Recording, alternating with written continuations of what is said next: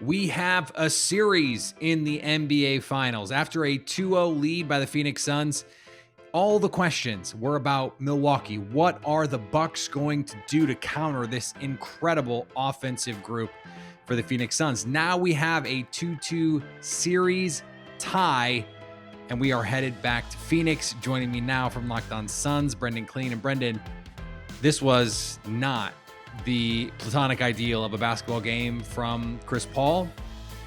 The Suns got great performance from Devin Booker. As we head toward Game 5 now, how do they get Chris Paul back on track, DeAndre Ayton, guys who were essential in building that 2-0 series lead? It sounds simple, but I think a lot of people might underestimate the Suns' blueprint to this point still. I think the reality is, though, they just need to play the way that they always have, and I think that they've gotten away from that a little bit. Devin Booker, even with that huge night, it was a lot of jumpers. It was a lot of tough shot making. It wasn't easy by any means. Chris Paul had an obviously difficult night. So if they can get more to that pick and roll, that spread pick and roll, playing with pace, playing with tempo, moving the ball, cutting, all those things that a great Suns win tends to look like, I do think we'll see them score closer to the 118 they had in Game 2 than the 103 they had in Game 4. The other part of this is the Bucks defense. And we've seen them amp up the intensity, especially after Games 1 and Game 2. They overhelped in Game 2, a lot of mid-range jumpers in Game 1 that went in.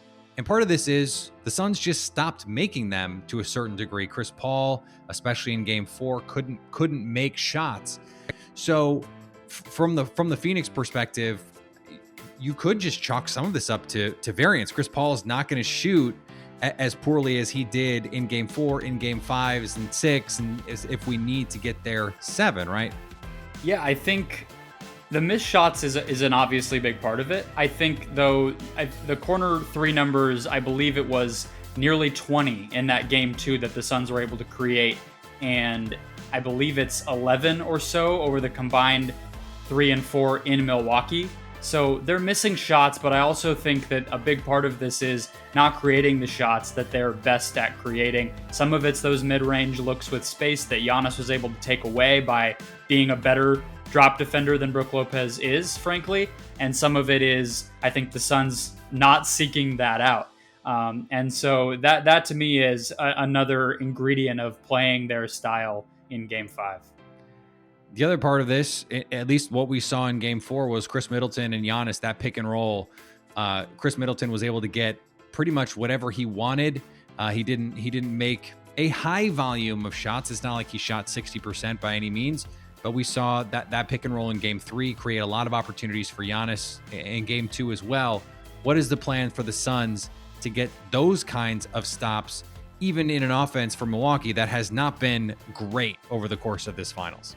Well, I think you're right to look at it in a more specific way, because I think people could look at the past couple of games and say, oh, the Bucks' offensive problems are solved. But I believe their offensive rating in the half court in Game 4 was 90, which maybe people at home don't necessarily keep track. That's awful.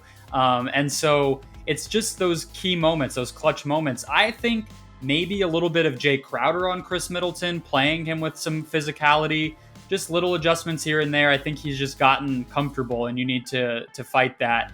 Giannis was not the 40-point guy that he had been in Game 4, so that's trending in the right direction, but he's become more of a playmaker, 8 assists in Game 4. So the Bucks are adjusting well. I think the Suns have the answers to solve it. I just think they might come out in Game 5 with some wrinkles that they didn't have the time to figure out in Milwaukee.